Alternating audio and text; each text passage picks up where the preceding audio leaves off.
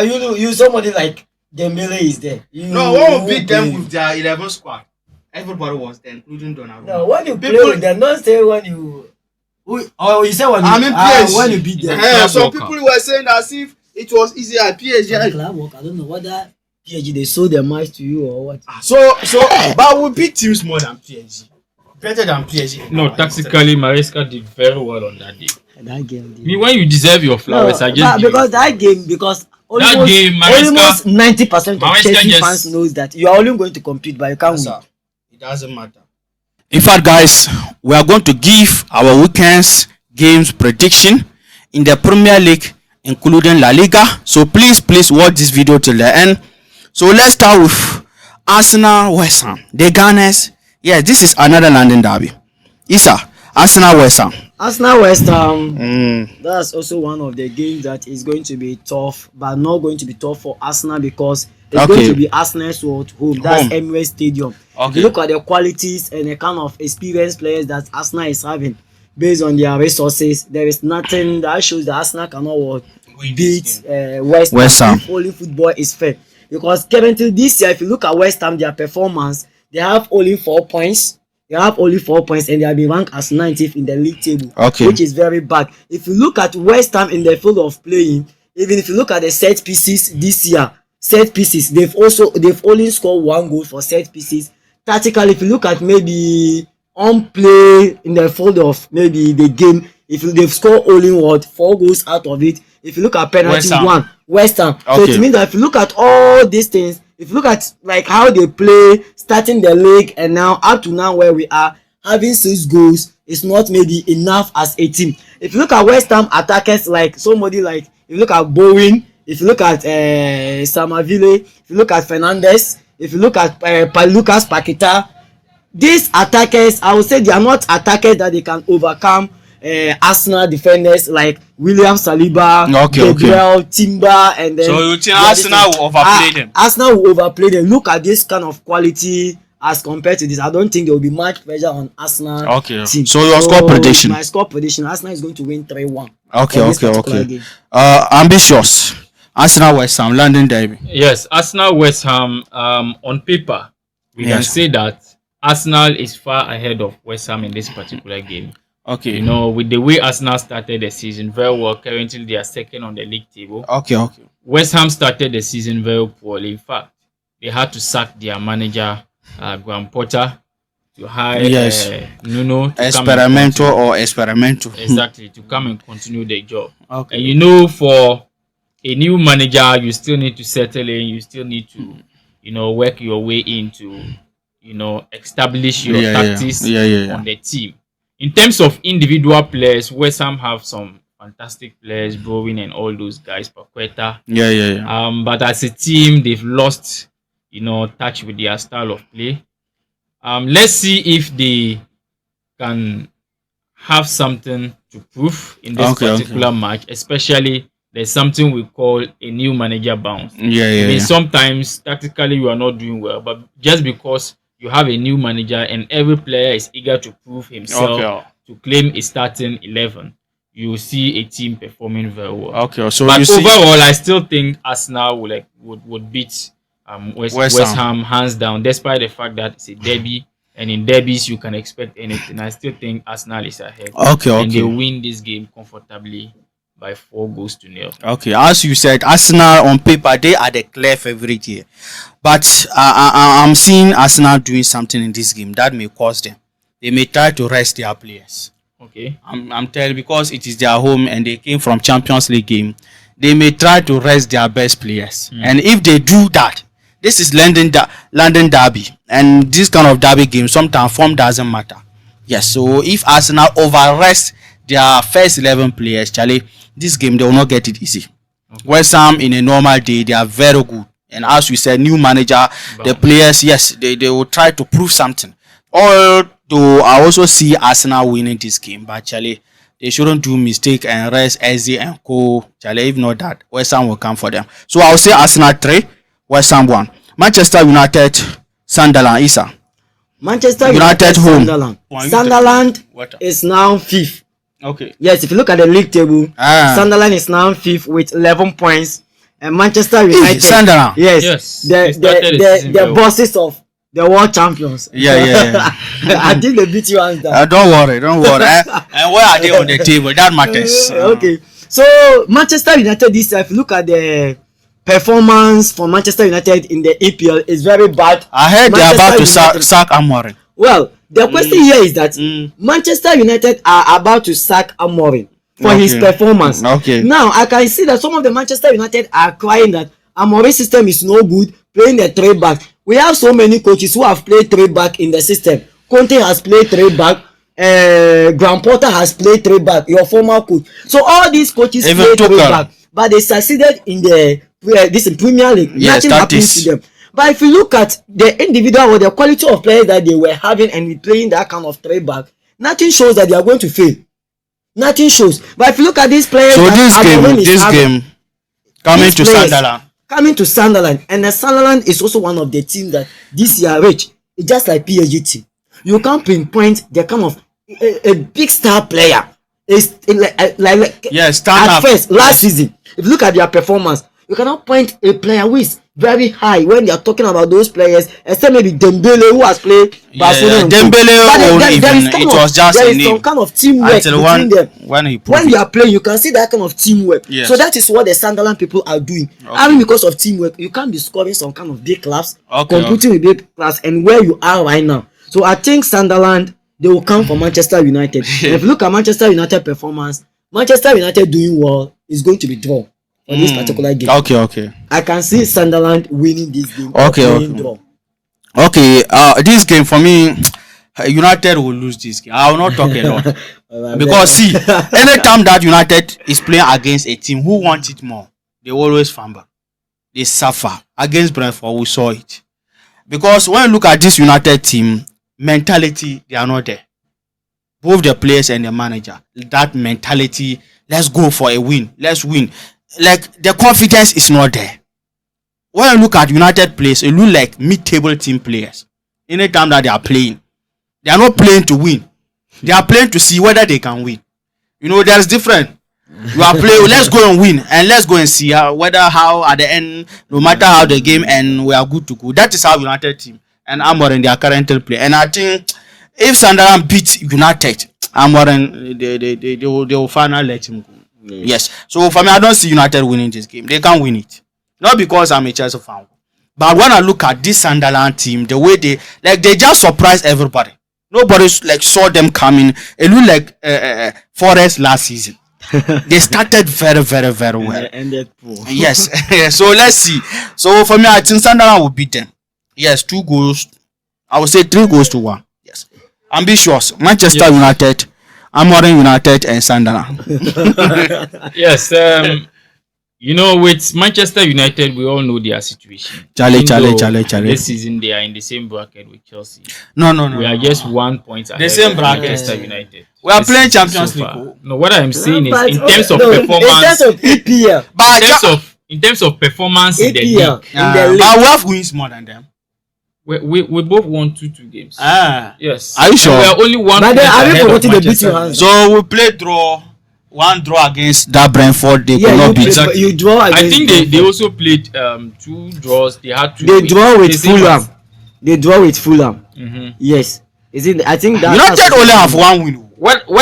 United have they had 2 wins. They beat you. Have you forgotten? Okay. They beat you. Okay, and beat Burnley. Okay. They beat you. Also, so they have 6 points. And Chelsea, we also have 2 wins. Okay, plus 1. That is West Ham and Fulham. Plus Brentford draw. Plus 2 draws or so. Yes. Okay. Yes. So this season, but we are not mates. Yes, we are not mates. What I'm trying to say is yes. What I'm trying to say is that okay. What I'm trying to say is that they've not started the season very well. For sure, for that one, clear. Then, if you look at their system tactically, we all know Manchester United is not there. They are not there. Their 3-4-3 is not working. And then Amorim is telling the whole world that if you want to change the system, then change the man. He said that if you want him to change the system, then it's better you change him. So that you get a different coach that can play a different system. Okay. But if you look at that Manchester United squad, it is fit for a 4-3-3 because they don't have the actual wing backs to play Amorim's football. they don't have a perfect double pivot to play Amorim's football. Okay. And in fact, you could say they have two players who can invert as number 10s behind the striker. Okay. But it looks like Amorim is not just getting things right. I don't know. Manchester United. I think the team is bigger than him. They've made some very good investment and it's paying off. Currently fifth on the table, like my brother said. Okay. So going by that form, I would say that Sunderland would win against Manchester United. It's going to be a 2-1 win. Yes. Okay. Rich, I would have wanted to ask some small questions. Like, as the two of us were sitting here. Ask Amorim or? About Amorim. Okay. If they sack Amorim, is it his fault? Yes. Or is Manchester United? It's both, but he is the major problem.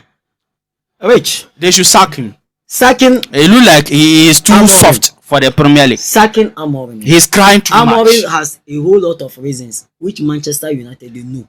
We will have a video for that. Don't worry. We'll have a different discussion. Yeah. Don't worry. But as a manager, actually, sometimes like Enzo Maresca recently, look like he's adapting small. He's adapting, but he's you can't stick to a tactic that's not working. He's adapting and still having some challenges. Yeah. Which those challenges must be solved. Amorim is not adapting. Amorim has just made up his mind. He's not adapting. That's what I'm saying. But if you look at the outcome of players that Maresca is having, Amorim currently that his team, he's not having those players. But even currently Maresca suffering. Maresca is suffering because of injuries. How many players are injured in the Manchester United? There is a secret, what's the name? Rich. Maresca is suffering because of injuries. Going at on the defense. Amorim listed some players on paper. That these are the players that they fit into the system. But it can never happen. Well, let's they sign all the players that. No, because it cannot happen. But have you forgotten that Manchester United gave that opportunity to Ten Hag? Which they give him all kind of star players that Ten Hag won. Maybe they learn from their mistakes. The mistake they did against with Ten Hag. Maybe they don't want to do it. Why did you sign it? Because Amorim succeeded in playing 3 backs, winning games at this in Portuguese. Even win them the league. When he brought Amorim to Manchester United, Amorim, after buying Cunha and buying Mbeumo, Amorim told them that I need Oli Watkins. Somebody who understand the EPL. So are you telling me that? We'll have a video for that. But despite that, what's the name? Sesko is still a very good striker. But he's not able to use him. But having Oli Watkins, Sesko has not adapted. But Oli Watkins is old. That's why they said. That's why they didn't sign. If like I won't make it too long. If like we have a separate video for it, you would have understand that Amorim is not a problem for Manchester United. Don't worry, we'll have a video for that. Don't worry. Let's come to Chelsea Liverpool. World champions versus Liverpool. Why are you laughing? I'm not laughing because it's there. Nothing should be the world champions. Yes. Okay. World champions suffering. Okay. Don't worry.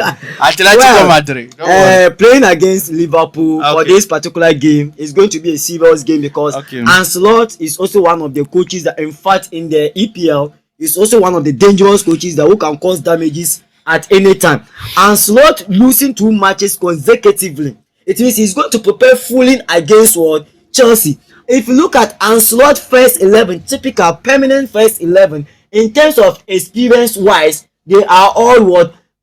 Experienced what? Players. If you talk about the back, the method, if you look at the front, these are all players who understand the EPL. In fact, these players, if they are playing the EPL, it communicates to you that yes, these are the. They know what they are doing. They know what they are doing. Okay. But currently, if you look at this, our Chelsea players, if I may talk about somebody like Kukureya, Reece James, Caicedo, Enzo Fernandez, these are the players. Neto. These are the players that I can even mention of them that they understand the EPL very well when they are playing. You can see that kind of transitional football. Okay. That kind of chemistry is there. So these players, they are those that we can rely on them. But the back, like Joao Pedro is still what? Adapting. Okay. I want to make some. If Jackson, the difference between Jackson and Joao Pedro is that Jackson was a striker that it was convention. That was his biggest problem in his career. Yes. Jackson cannot to put the ball in the net is Jackson's problem. Yes. But Jackson frustrating defenders.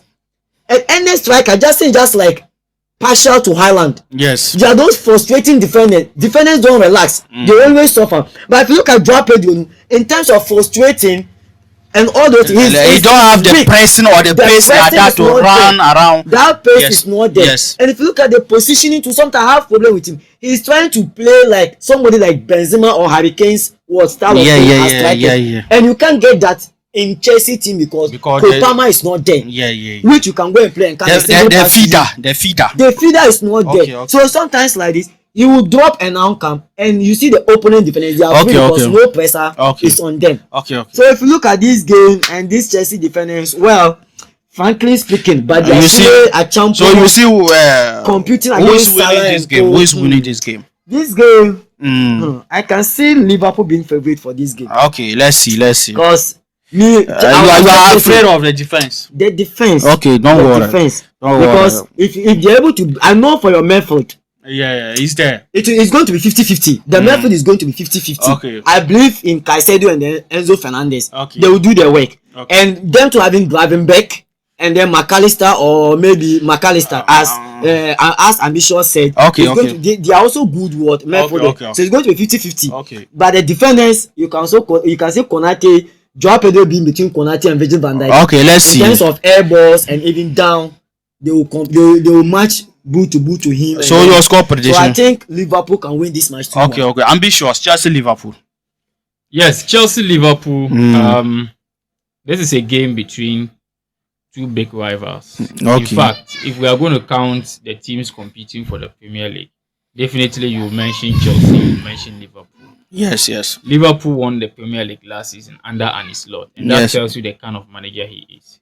He just came in, stamped his feet on the team, and then he went straight into winning the Premier League. Yes. And then Enzo Maresca is also a manager that is still building the team. You know, he also won the Club World Cup last season. In fact, so that should tell you that these are two managers that has already won something with these two teams. Okay. And then coming up against each other is always fun to watch. I remember last season, we beat Liverpool and they also beat us. Yes. Home and away. So let's see if this season we can replicate the same win against Liverpool. But looking at this game, we all know that Chelsea, our defense is not stable. Liverpool equally, they don't have a stable defense. Okay. With the midfield, there is 50-50. Our midfield is good, their midfield is good. Yes. Our midfield three can match their midfield three. Yes. In attack, I would say they are sharper than us currently. Yes. Because with Gakpo, with Ekitike, Salah or Isaac, they are doing so fantastic than our attack. In fact, in our attack, our best player is Kopama, and this season he has been suffering a lot of. Yes. The other guys are doing one or two things, but they cannot match up to that Liverpool attack. So, advantage, I would say Liverpool have an advantage because the attack is sharper than ours. Their midfield with ours is 50-50. Defense, we both have a problem. Okay. But when it comes to big games like this, you can always expect Chelsea to show up a point. Yes. So I think with this particular game, it is 2-1 in favor of Chelsea. Okay. But if we stumble in that particular defense, then I see the game ending in a draw. Okay. Probably a 2-2. Let's hope. We'll get something out of this game. That is all. Yeah. Whether 3 points or a point. And for me, I want 3 points. Yeah. And this game, Charlie, Osimhen show us the way. Chelsea. In fact, Enzo Maresca and the guy, they should go and watch the video. I'm telling you. They should go and watch the video, Galatasaray and Liverpool. How Galatasaray attack, disturb Liverpool defense. Because Liverpool, that is they are one of their weakest part. The defense, they don't like disturbance. Yeah. They don't like tough attackers. So Maresca, like our attack, he should let Joao Pedro, Estevan or Garnacho press them more. Yeah. Yes. Press them, force them to make mistakes.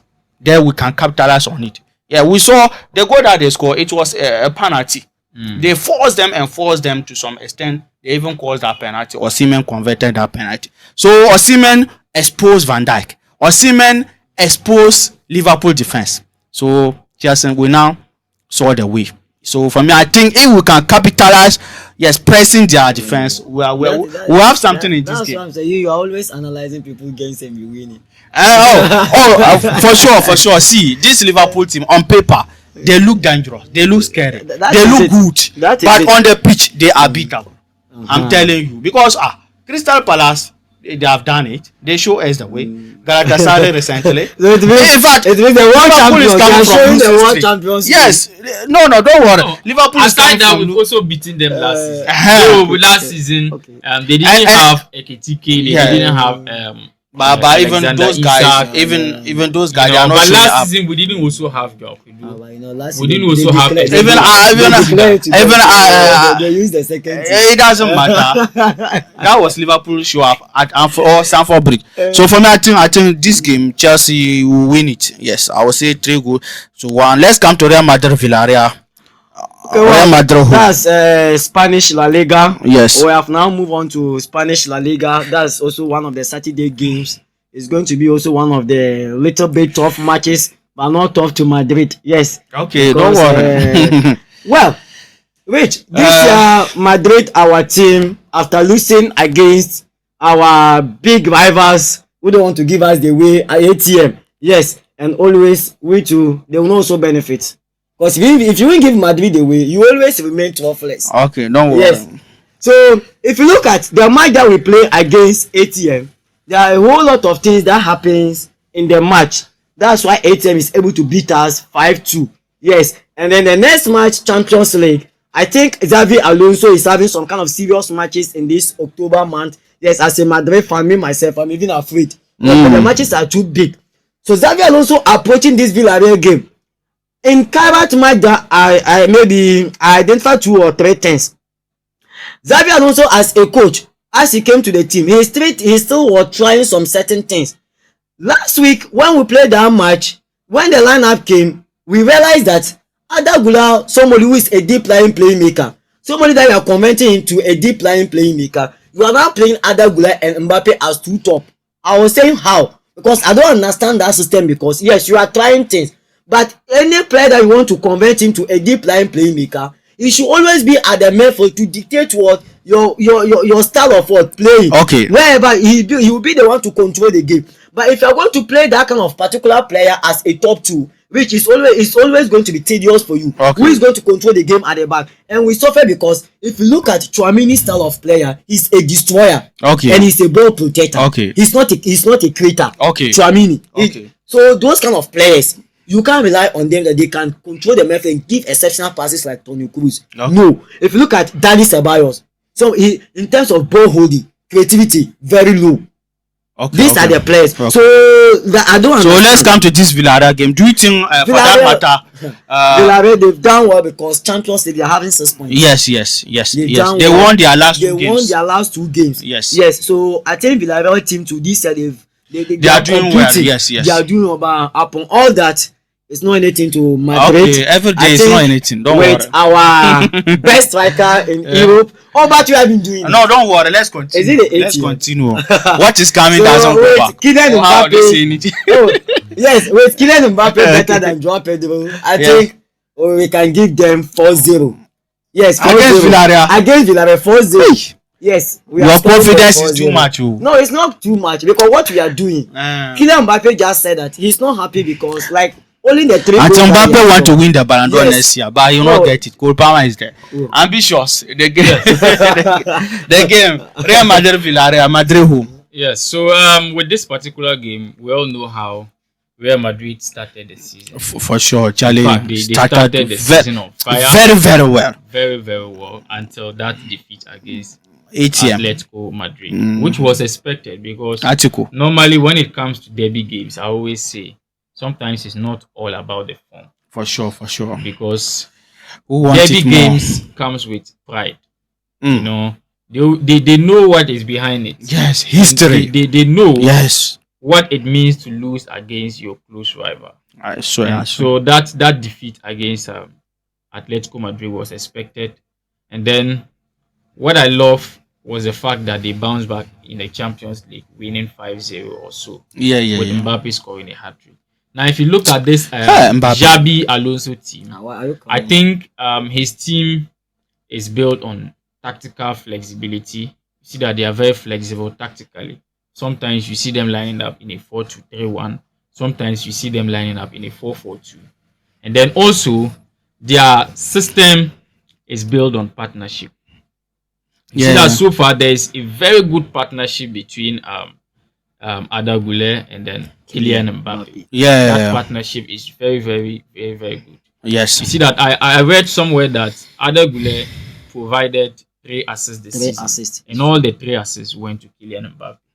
Mbappe has 1 assist this season, and that 1 assist went to Arda Güler. So you see that there's a very good partnership. We're on fire. And then if you look at the midfield too, you are celebrating. Okay. You can feel the presence of someone like what's the name? Chouameni. Yeah. Playing alongside Arda Güler in that double pivot. Yeah. You see one, someone like what's the name? Chouameni.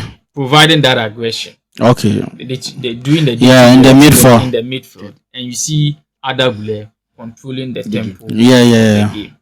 But the problem Madrid is having currently has to do with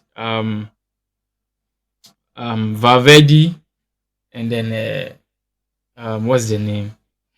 Bellingham. Okay. Because with these 2 players, Xabi Alonso prefers Chouameni in his system.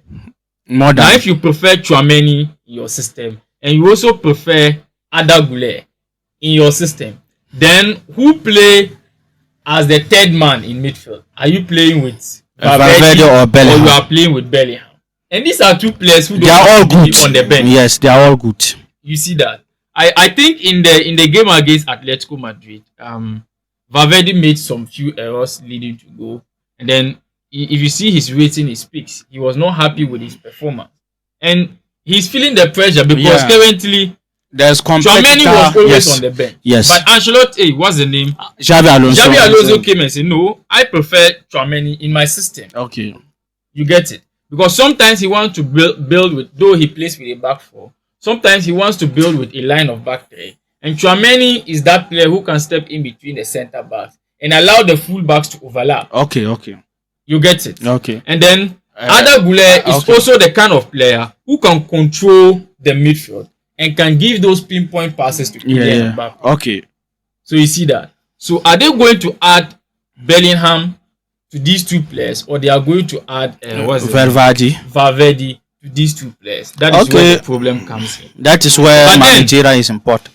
But then I think they shouldn't play the 4 of them. Because I think against Atletico Madrid they played the 4 of them, and that was a problem. That it was part of the Xabi Alonso should make a sacrifice. They should make a sacrifice. It's either you sacrifice Bellingham or you sacrifice what's the name? Valverde. One of them should be on the bench. Okay. And that is where the problem comes in. Unless of course you want to bench Chouameni, and as Xabi Alonso came, it looked like he preferred Chouameni. He preferred Chouameni in that. So benching that is the problem. We've even forgotten of Ceballos. Yes. Ceballos is also another controlling midfielder. Are you Madrid fan? But because of why are you analyzing the argument? Madrid is my second team. No, you see Madrid. No. Madrid is my second team. Okay. So I understand the style of play. The way they are making my sentence. So right now, Madrid's problem is just, it's just a problem of. It's a good problem because it's a problem of who should I start ahead of who. Okay. And every team likes that. As a manager, though sometimes it gives you headache. But it's good. You have that kind of competition. Okay. Where you don't even know who to start ahead of who. Okay. You get it. So with the way they are having this tactical flexibility, so and the way the partnership is working, Villarreal. I think they are going to beat Villarreal comfortably. I foresee them winning by 3 goals or more. Okay. I don't know if Villarreal will score a goal in this match, but I know Real Madrid would win by 3 goals or more because Kylian Mbappe must score 2 or more. No, he will score. Rich, well, I wanted to say something about the Xabi Alonso based on what Ambitious said. Xabi Alonso, last month there was a conversation or some kind of meeting that went on between the Real Madrid team. They pinpointed some particular positions that they are untouchable. 1, Dean Huijsen, untouchable. Thibaut Courtois, untouchable. If you look at Valverde name came, untouchable. Kylian Mbappe, untouchable. If you look at even Chouameni, name was not part. Right now, if only he's going to play, you know, Bellingham is a typical number 10. Okay. That Bellingham is one of the number 10 that you can count up. Like if I'm speaking about typical number 10 like Kopame and Co. Yeah. Like he's good on that position. Yes. He's good on that position. Yes. And Adagula is a player who Xavi Alonso is the one who just turned into a deep lying playmaker. So if Xavi Alonso, if you look at Valverde, he can't bench him because his last press conference he said that playing against Kairat Almaty, because October he's having serious matches. He's two right backs, all of them are injured, and Valverde is a versatile player. Yeah, he can play there. He can play number 2. Last year, he the one who managed our position for us. Yes. So he's trying to raise the guy against that kind of big matches. And if you look at them, what Ambisho is saying, he's right. But what is going to make Xavi Alonso work to be tough is that it's not the work. You see, the problem is going to be on Mastantuano and Brahim Diaz. That game against ATM, he played Bellingham as number 10, Valverde number 8, because Tchouaméni is one of his preference. So you can't bench Tchouaméni. He can't bench him because Tchouaméni, Xavi also don't use Tchouaméni. So it means that Adagula was someone who was playing as a right forward. Last year, he was even competing with Brahim Diaz. So it means that this particular problem is going to affect Brahim Diaz and Mastantuano. Okay. And looking at this, I would have preferred that where he is going to sacrifice is currently, if you look at where we are playing right now, Bellingham is not all that fit. He just came right now. Bellingham that we know, dirty tacklings as number 10 all over the pitch against ATM. It communicates to all Madrid fans that Bellingham was not able to do those things. Okay. Because, so I prefer that meeting Champions League in with Brahim Diaz defensively he is good. If you are playing Valverde at the right back, then there is no problem with you playing maybe playing Bellingham and Adagula at the same time. You can play Adagula, Bellingham, and what's the name safe? Tchouaméni at the midfield. I think it will work for us. Okay. I think it will work for us. Okay. So this game, coming to this game with that Madrid game. Okay. Sometimes it's Mastantuano is very good with all. But he's good. He started well. But Champions League, the guy is a young player from River Plate. He has not played Champions League. He don't understand Champions League very well on paper. So the other day like this against Kairat, I would have wanted him to start Brahim Diaz. So Brahim Diaz will now be at the right forward playing, so that now Mastantuano will be at the back or on bench to steady him. Okay. You understand? Yes. So when you're playing like Palmer, Estivao or Bonanote, they are steadying him. Yeah, they are watching how he doing things. So like there was a clear thing that shows that Brahim Diaz he's really having the experience. Okay. Now Mastantuano had the same chance. Okay. To learn. Brahim Diaz came. Okay. That chance he converted it. So that tells you that Champions League, like I wouldn't have liked. So you think Xabi Alonso should be doing that? Maybe changing the system when it comes to Champions League and La Liga games. There is squad depth. So because of that, there is competition. Okay. Really. Okay, let's end with this Sevilla Barcelona. Yamal, the mission is back. The man is back and the mission is back. Sevilla, no one would do. Sevilla, and the mission could not mission himself against PSG. Oh, Yamal. See, the guy is good, but he's math. Barcelona fans, he's putting too much pressure on. Tell your guy. For me as a football fan, I like Yamal. He's not selfish on the ball. He's skillful. I like him. But actually, sometimes how he speak, this really show that he's a teenager. Yeah. Immaturity. Yeah. Yes. What is that? Sometimes he puts so much. You are good. We understand, but keep quiet. We have to rate you. We have to rate you. If we don't rate you can't rate yourself. The way you are speaking, don't let this guy bring it. No, don't care about. So don't come and be talking about the man is back, the mission is back. Don't let this. PSG second do the work on PSG second team humble them. One thing is PSG second team. So imagine Dembele was there. Just we beat them with their first 11. The world was saying that PSG wasn't good on that. Yamal comparison started with Adagula. Adagula came and met star players. Barcelona. Sevilla, Barcelona on Sevilla paper. home. If you look at Barcelona performance, irrespective of maybe Champions League having some little bit problem losing against PSG, I think now they are in two ways. If they will miss the Champions League, they should not miss the league. And the league now they are leading 1 point. And there is nothing, no one will do analysis. There's nothing that shows that Sevilla can beat Barcelona. Okay, let's see. Maybe frustration may be on Barcelona players. I don't after think they lost. Frustration because Barcelona using their second team self with Sevilla. I think Rich, in terms of this is Sevilla combo. No. Sevilla. Rich, But they are good too. They are good, but they've started the season poor. Okay, you mean this season? For 3 consecutive seasons. You can't mention like they haven't shown up. They haven't shown up. Okay. So Barcelona winning this match, I haven't seen Barcelona maybe winning, they will not suffer. Winning maybe 5-1. 5-1. This league, yes. Okay, maybe the mission man is there. He will score 3 goals. The mission man. So ambitious Barcelona and Sevilla. So out. Yes. So with Barcelona, the missionaries couldn't perform the mission. yes. You know, hey, against PSG, there was a lot of talk. Okay. But Barcelona went there. Barcelona came out because that was their home, and they couldn't do anything. Overrated. They Overrated Barcelona. And I think the problem with Barcelona is their high line. You see, sometimes this goes to what's the name of Hansi Flick. You see, sometimes against teams like PSG, you don't underrate them to that extent. The game was 1-1. It was at a draw. And then in the final minutes of the game, you could see that there was pressure on you and you are still defending with a high line. I'm telling you. Knowing how quick these players can be, these PSG players can be. They are fast. You get that. And I think that hurting them in this game, I'm looking forward to see if they can make a change. Especially let's see. When they are drawing a game like this and it's getting to the final minutes of the game, they need to defend better. So coming up against Sevilla, Barcelona should be very careful.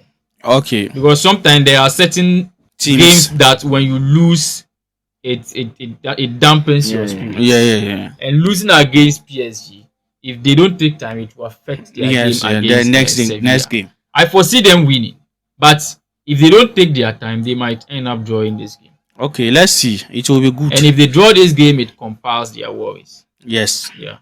Okay. So my score prediction. Okay, your score prediction.